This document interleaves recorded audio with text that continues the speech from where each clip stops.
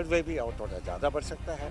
अब बच्चों का टीकाकरण नहीं हुआ तो वो वल्नरेबल हो गए।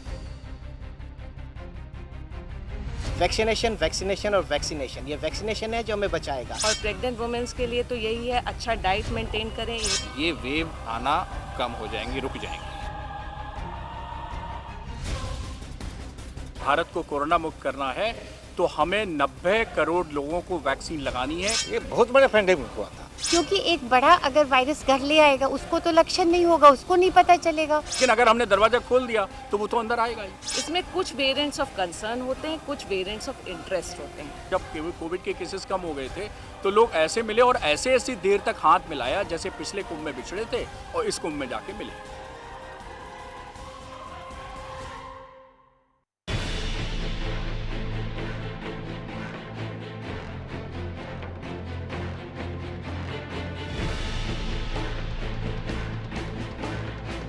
नमस्कार, स्वागत है आपका न्यूज़ 18 पर। मैं हूं आपके साथ अनामिका सिंह, आपकी ऑटो वाली रिपोर्टर।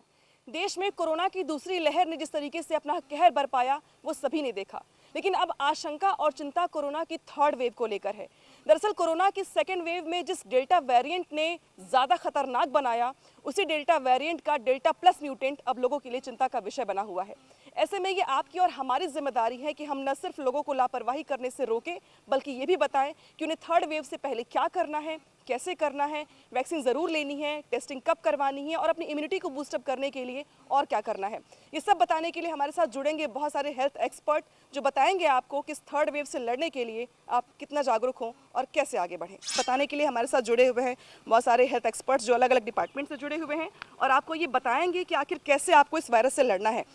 सबसे पहले मैं परिचय करवा दूं इनका। डॉक्टर जनरल प्रसाद है हमारे साथ जुड़े हुए, इसके बाद डॉक्टर वेद प्रकाश है, साथ ही इसके बाद हैं Shaili Awasthi ji, doctor Virendra Atam, doctor Suryakant and doctor Suruchi Shukla. शुरुआत प्रसाद जी मैं आपसे करूंगी। सेकेंड वेव तो आप लोगों ने आकलन भी नहीं किया होगा जितना नुकसान हुआ, जितने लोगों ने अपनी ज़िंदगी गंवाई, लेकिन थर्ड वेव को लेके इससे ज़्यादा आशंका है कि ये इससे ज़्यादा खतरनाक होगी। क्या वाकई में ऐसा है या ये सिर्फ अफवाह है? देखिए, कोई भी पेंडेमिक होता है उसका एक प्रोग्रेशन होता है। First wave, second wave, third wave, fourth wave, ऐसा है। फर्स्ट वेव थोड़ा उसका एम्पलीट्यूड हम बोलते हैं वो कम है और सेकंड वेव है वो थोड़ा एम्पलीट्यूड बढ़ जाता है। तो पॉपुलेशन में ज़्यादा इफेक्ट हो जाता है तो थर्ड वेव भी और थोड़ा ज़्यादा बढ़ सकता है। उसके बाद धीरे धीरे से कम होते रहेगा। ये तो है पैंडमिक का एक पैटर्न है। हम स्पेनिश फ्लू देखा है, स्पेनिश फ्लू का पैंडमिक 1918 टू 1922 तक ये बहुत बड़ा पैंडमिक हुआ था। उसमें भी ऐसे ही आया, फर्स्ट वेव थोड़ा कम, सेकंड वेव थोड़ा ज़्यादा, उसके बाद थर्ड वेव और थोड़ा ज़्यादा, उसके बाद वो धीरे धीरे से कम हो जाता है। सर, जैसा सर बता रहे हैं कि इम्यूनिटी इससे ज़्यादा बेहतर हो रही है तो लोग लड़ने के लिए तैयार हो पा रहे हैं, लेकिन थर्ड वेव को अगर आसान भाषा में समझें हम, सेकेंड वेव से कितना ज़्यादा खतरनाक होगा ये, और सबसे ज़्यादा बड़ी बात तो ये कि बचे कैसे इससे?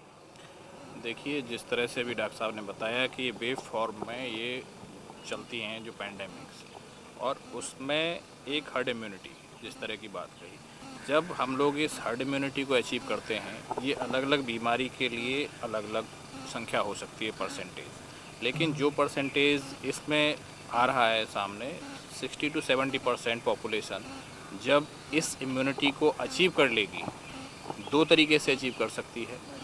पहला, जैसे इन्फेक्शन, नेचुरल इन्फेक्शन से जो लोग ठीक होकर के आ गए हैं वो लोग इम्यून हो गए उसके लिए। दूसरे, वैक्सीनेशन के द्वारा हम लोग उनको इम्यूनिटी के लेवल को बढ़ा रहे हैं।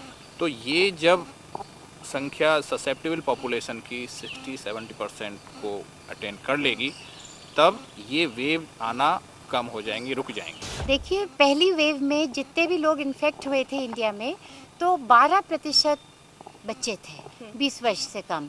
दूसरी वेव में भी 12% थे, पर जब संख्या बढ़ जाती है तो इवन 12% गिनती में बहुत ज़्यादा हो जाते हैं।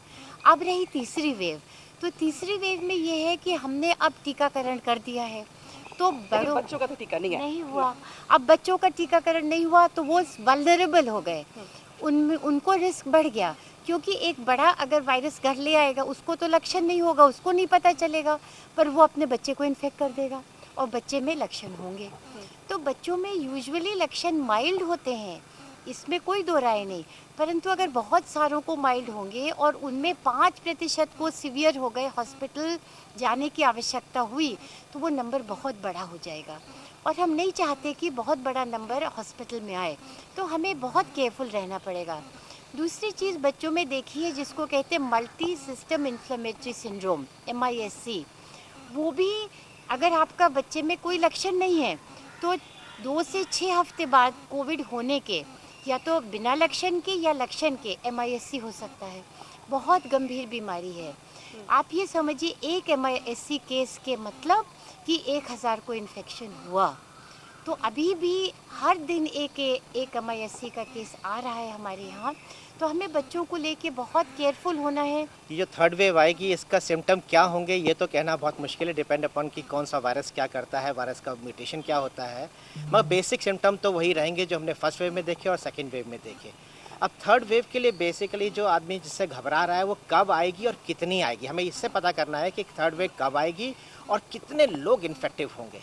अगर इन्फेक्शन रेट बहुत हाई है तब तो हमें इसके बारे में सोचना पड़ेगा, क्योंकि अभी सब प्रेडिक्शन चल रहे हैं कि शायद वो अभी 3 महीने में आएगी, नवंबर में आएगी, दिसंबर में आएगी। अगर हम दुनिया का ग्राफ देखें तो सब जगह वेव आई है और इवन अमेरिका में भी आई है और वो नीचे चलेगी। मगर बेसिक वेव आने का कारण क्या था? अमेरिका जैसी कंट्री में जहाँ पे वैक्सीनेशन इतना ज़्यादा हुआ और उसके बाद थर्ड वेव आई और कम हो गई। सेम हमारे पास भी बेसिकली जो थर्ड वेव जिससे हम डर रहे हैं, डरना नहीं चाहिए अगर हम वैक्सीनेट कर लें अपने आप को। वैक्सीनेशन और वैक्सीनेशन, ये वैक्सीनेशन है जो हमें बचाएगा और यही डिटरमिन करेगा कि हम कितने लोगों को वैक्सीनेट करते हैं।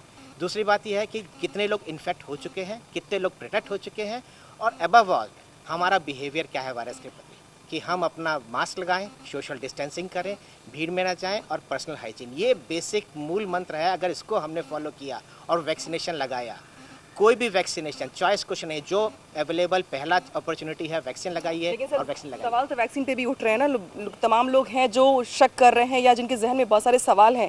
और अब तो सवाल ये भी उठ रहा है कि भाई जब वैक्सीन तैयार हुई तब तो कोरोना की फर्स्ट वेव थी, सिम्टम्स कुछ और थे, ट्रीटमेंट कुछ और था, सेकेंड वेव आई, अब थर्ड वेव आने वाली है, तो क्या वही वैक्सीन काम करेगी थर्ड वेव में भी? देखिए अनामिका जी, कुछ तो लोग कहेंगे, लोगों का काम है कहना। आप ये जान लीजिए कि वैक्सीन में, यानी डॉक्टर सूर्यकांत, मैं 3 तरह की वैक्सीन आपको बताता हूँ। एक वैक्सीन जो लग रही है पूरी दुनिया में और हमारे देश में, उसको मैं कहता हूँ बायोलॉजिकल वैक्सीन, जिसका लक्ष्य अभी बहुत दूर है।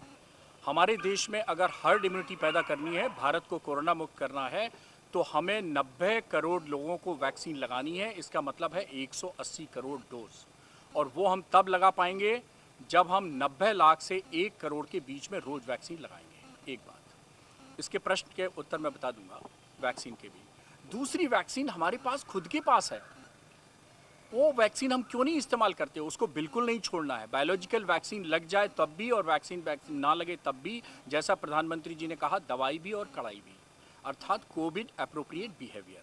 हम घर से बाहर निकलें तो वैक्सीन मास्क लगा के निकलें, हम आपस में मिलें तो नमस्ते करें, हाथ ना जोड़ें। अभी देखा होगा जनवरी में नया साल आया और जब कोविड के केसेस कम हो गए थे तो लोग ऐसे मिले और ऐसे देर तक हाथ मिलाया जैसे पिछले कुंभ में बिछड़े थे और इस कुंभ में जाके मिले। तो ऐसा कृपया ना करिए, मिलने पे नमस्ते करिए। लेकिन और ये भी कह रहे हैं कि 150-2 महीने में थर्ड वेव आ जाएगी। क्या आप ये मानते हैं थर्ड वेव आ जाएगी? देखिए, थर्ड वेव आएगी नहीं आएगी, कितनी गंभीर होगी, ये सब हमारे ऊपर निर्भर करता है।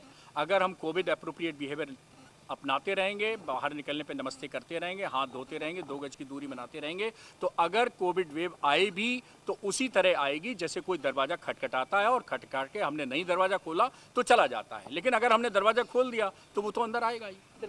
तो और तीसरी वैक्सीन और हमारे पास है, अभी गुलेरिया साहब के अनुसार भी अगर 1.5-2 महीने हैं, या हमारे अनुसार भी 3 महीने हैं, या किसी और के अनुसार, मैं समय के चक्कर में नहीं पड़ता हूँ। हमारे पास एक तीसरी वैक्सीन और है, वो है इम्यूनिटी की वैक्सीन। इम्यूनिटी की वैक्सीन भी हमें इस दौरान पूरी अपनी तैयारी रखनी है। अभी हमारे पास, अगर हमारा लाइफ स्टाइल अच्छी इम्यूनिटी का नहीं है तो कृपया बदल दीजिए। आधा घंटा अपने शरीर को दीजिए, चाहे वॉकिंग से दें, चाहे योगा से दें, चाहे प्राणायाम से दें। डाइट में आप फास्ट फूड कल्चर को हटा दीजिए, भारतीय थाली को अडॉप्ट कर लीजिए, आपकी बढ़िया इम्यूनिटी हो जाएगी। 1.5-3 महीने के अंदर बहुत अच्छी लड़ाई लड़ेंगे आप। तो वैक्सीन, बायोलॉजिकल वैक्सीन जब मौका मिले तब लगवाइए, इम्यूनिटी अपनी बढ़ाते रहिए और कोविड अप्रोप्रिएट बिहेवियर अपनाते रहिए। कोई कारण नहीं है कि तीसरी वेव भयानक होगी। मैं इस थ्योरी को बिल्कुल नकारता हूं। अगर हम सब सहयोग कर लें तो तीसरी वेव आ सकती है, लेकिन हमें परेशान बिल्कुल नहीं कर सकते। जब ये 2019 में आया था, ये चाइना से जब वायरस निकला था, इसे हमने कहा था SARS-CoV-2। ये वायरस के हमने बहुत से सीक्वेंसेस किए थे जो एक प्लेटफॉर्म पे सबमिट होता है। इंसागॉग इंडिया सबमिट करता है एक प्लेटफॉर्म पे। इसके बहुत से वेरिएंट शुरू हुए आना अराउंड अगस्त से 2020 से। इसके पहले ये वाइल्ड वेरिएंट ही चल रहा था SARS-CoV-2 से, उसके बाद ये इसके वेरिएंट्स आना शुरू हुए।